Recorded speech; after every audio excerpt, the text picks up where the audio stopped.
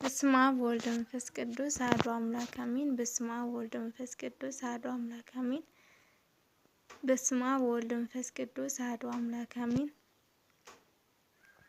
ሰላም ለክሙ ክቡራን አሐቴ ወአኀዌ እፎ ሰንበትክሙ። ሰላም ንዓኻትም ይኹን ክቡራት ኣሕዋቴን ኣሓቴን ከመይ ቀኒኹም? ከም እግዚአብሔር ቅዱስ ፍቃድ መዝሙር ሓቢርና ንዘምር።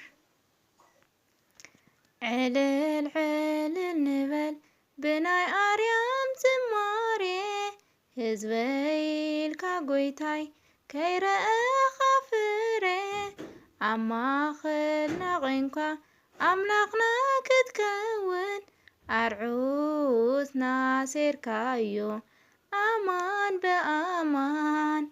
ዕልል ዕልል ንበል ብናይ ኣርያም ዝማሬ ህዝበይ ኢልካ ጎይታይ ከይረአኻ ፍሬ ኣብ ማእኸልና ቆንካ ኣምላኽና ክትከውን ኣርዑትና ሴርካዮ ኣማን በኣማን።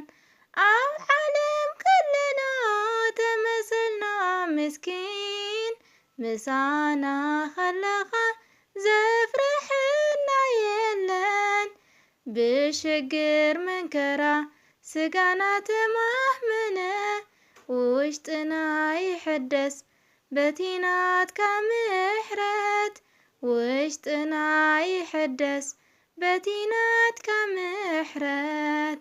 ዕልል ዕልል ንበል ብናይ ኣርያም ዝማሬ ህዝበይ ኢልካ ጎይታይ ከይረአኻ ፍሬ ኣብ ማእኸልና ቆምካ ኣምላኽና ክትከውን ኣርዑትና ሴርካዮ ኣማን በኣማን።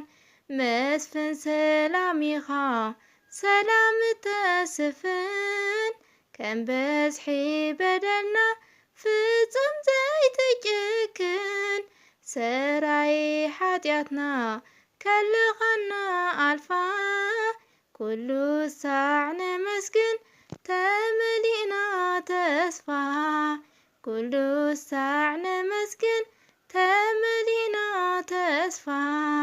ዕልል ዕልል ንበል ብናይ ኣርያም ዝማሬ ህዝበይ ኢልካ ጎይታይ ከይረአኻ ፍሬ ኣብ ማእኸልና ቆንካ ኣምላኽና ክትከውን ኣርዑትና ሴርካዮ ኣማን በኣማን።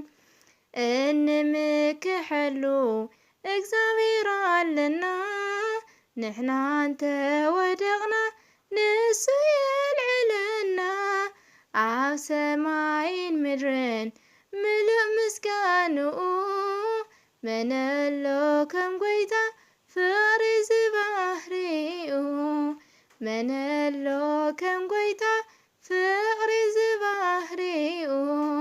ዕልል ዕልል ንበል ብናይ ኣርያም ዝማሬ ህዝበይ ኢልካ ጎይታይ ከይረአኻ ፍሬ ኣብ ማእኸልና ቆንካ ኣምላኽና ክትከውን ኣርዑትና ሴርካዮ ኣማን በኣማን።